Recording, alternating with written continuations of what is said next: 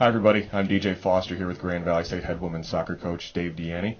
Dave, it's been a few months since we've talked, and we just kind of want to touch base with you as your season's getting underway here in the next month or so. Most recently on campus, you guys hosted a youth camp. A lot of your players worked it, and obviously you were there as well. Talk about kind of what your players get from this camp and just the camp in general.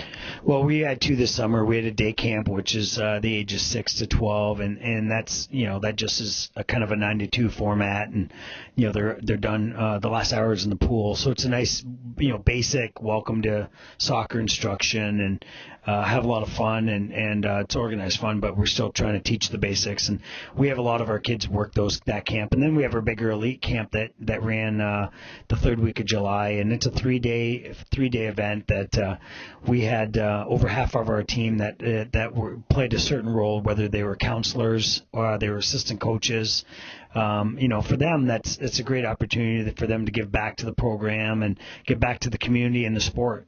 And play a different role that they maybe don't play, as a role model and a mentor. And a lot of those 12 to 18-year-olds look up to them and, ask them questions about college, the game and their experience. So I was really pleased. I just sent out an email this morning actually just saying how pleased I was with the turnout. It was our second biggest number, 280 campers. And a lot of that has to do with the people that are involved in touch and directly related to the campers, and that's our staff and our players, and they did a great job. Well, and correct me if I'm wrong, but it wasn't at the week that there was the 90-degree temperatures, and you had one of the toughest summers overall. Yeah, and that was my final point is we could have all chosen a different attitude, and we did our campers, our coaches did, and clinicians and counselors did a great job, and in turn so did the campers. The campers had great attitude, great effort, and it was hot, and we managed it and got into the pool once and took an afternoon off, but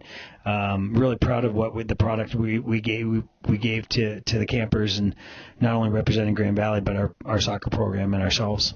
Now, in addition to having your players come back and work that camp, what kind of things do you have your players working on in the summer? Obviously, they're not here with you, you're not watching over them day after day, but what kind of things do you have them do to stay in shape for the season? Well, obviously, per NCAA, it's kind of a no instruction policy. The players that are on campus for classes work out with our strength and conditioning coach, and they're in the weight room a couple days a week, and working on some conditioning.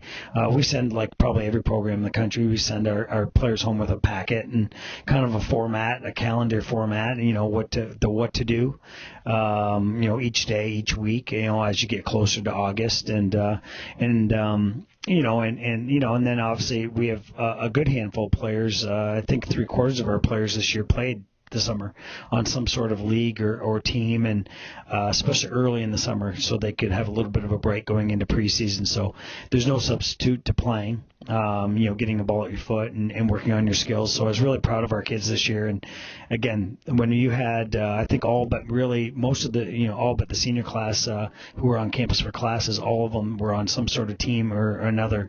I'm really proud of that, making that concerted effort to improve their game through the summer. Talk about kind of what you get to do in the summer.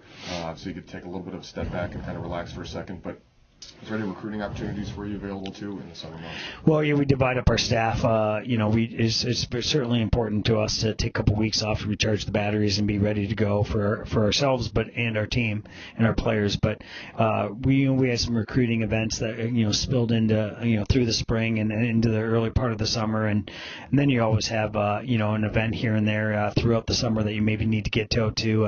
You want our coaches to branch out, and they're out and working a couple club camps and seeing prospects there and making some extra money, and so I think that's always important. So you want to balance it between being involved and being connected, still having some campus visits, and but also recharging the batteries for August. A few weeks until you get going again in August, and your roster has a lot of new faces, a lot of young players, 11 freshmen, either redshirt freshmen or true freshmen, 14 underclassmen. Looking ahead to that camp, what are you kind of expecting from some of your younger players? I think it's so exciting. Our staff is just elated with our roster and the personnel that's going to come in. It is going to be young in certain areas. What's right off the top, you look at a roster as a local talent, players that chose to stay home and play for Grand Valley and be seen by their family and friends, and they were the best players that the Grand Rapids and area had. So we're very excited about that. But we're going to be so experienced and deep at the back and the midfield this year, and we're going to have to rely on that for a while. Early on anyways. We have some good talent in the mid at goalkeeping with Abby Miller, but we also have two young girls behind them, Jessie Bolsma and Holly Ellabrook, who are talented as well. So I think where we're going to be maybe baby steps will be up front. And I think everybody knew that going in, but it's not because we don't have talent. It's just because of youth, and we just need to time will tell, and I think time will get us acclimated to the level we're used to. And so it's going to be really exciting. I think sometimes change and difference is exciting, and I think that's certainly the attitude we're embracing.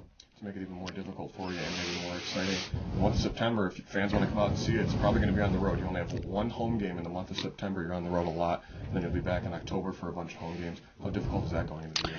Well, I think it's going to be a challenge, but I also think when you have a young team, sometimes growing and developing on the road away from the spotlight is a good thing as well. So we do have two exhibition games, one of which is at home with Kalamazoo College, and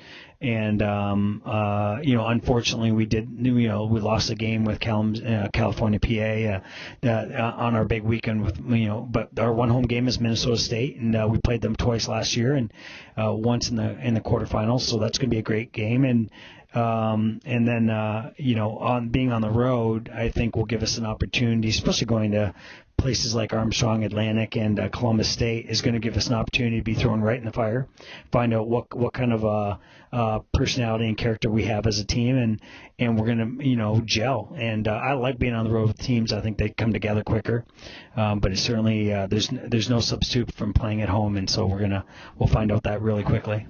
Grand Valley State head coach Dave DiIanni for the women's soccer team. We'll talk to him more, obviously, as the season gets going, but we appreciate his time here joining us on this summer day. Dave, thanks so much. Thank you very much.